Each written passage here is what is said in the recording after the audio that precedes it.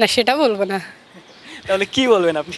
না ভাই, আমি আসলে মানে আমার টার্গেটটা আগে পূরণ করব, তারপর তার আগে না। একটা বলার তো সবসময় ভালো একটা দিকে যাইতে চাই না, তো আমারও একটা টার্গেট আছে, তো আমি এটা বলতে চাচ্ছি না আর কি। মারুফা, বিশ্বকাপে যাচ্ছেন, কেমন আসলে আপনার ব্যক্তিগত লক্ষ্যটা কি? অবশ্যই আমার অনেক ভালো লাগতেছে, আর হচ্ছে আমার একটা লক্ষ্য আছে বা টার্গেট, ওইটা আমি আসলে বলতে চাচ্ছি না, ওইটা পূরণ করব তারপর ইনশাল্লাহ। এখন যদি আপনার দর্শকরা শুনতে চায় আপনার পার্সোনাল গোলটা, তো আসলে তারাও জানতে চায়। হ্যাঁ অবশ্যই, যদি আমি সাকসেস হই অবশ্যই আমি তাদেরকে বলবো। দল হিসেবে আসলে বাংলাদেশ শেষ 10 বছরে কোনো ম্যাচ জিতেনি। আপনি কি মনে করেন এবার আসলে সেই জয়টা পাওয়া সম্ভব? ইনশাল্লাহ আমরা হচ্ছে টিম হিসাবে আমরা অনেক ভালো আছি। সো আমরা একটা ভালো প্র্যাকটিস করতেছি, তো এটাই আমাদের অনেক হেল্প করবে ম্যাচে আর কি।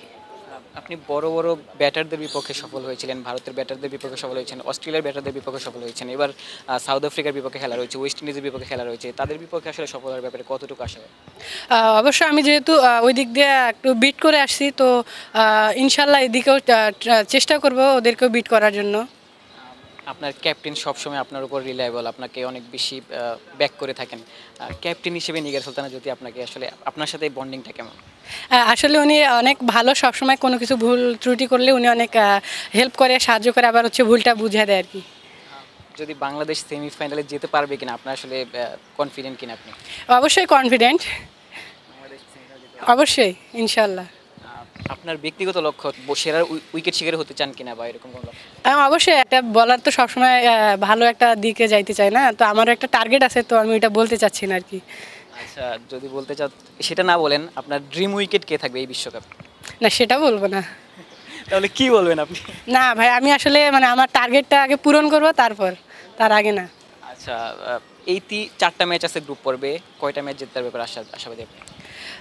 1/1 চিন্তা করলে মনে করেন যে সব মনে করেন সাউথ আফ্রিকার সাথেও আমরা খেলছি, তাদের সাথেও আমরা জিতেছি, এবং মনে করেন যে স্কটল্যান্ড ওরাও ভালো টিম, তো ওদের সাথেও একটা ভালো ফাইটিং হবে, মানে সবার সাথে একটা ভালো ইয়ে হবে ইনশাল্লাহ।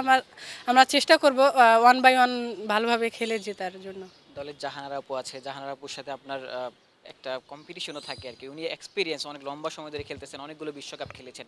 তার সাথে পার্টনারশিপে বোলিং করাটা আসলে কতটুকু উপভোগ করেন? হ্যাঁ অবশ্যই ভালো লাগে, কারণ হচ্ছে উনি অ্যাজ এ সিনিয়র প্লেয়ার এবং অনেক এক্সপিরিয়েন্স বলার, তো উনি যখন মাঝে মধ্যে ম্যাচের ভিতরে অনেক টিপস দেয়, ভালোই লাগে আর কি।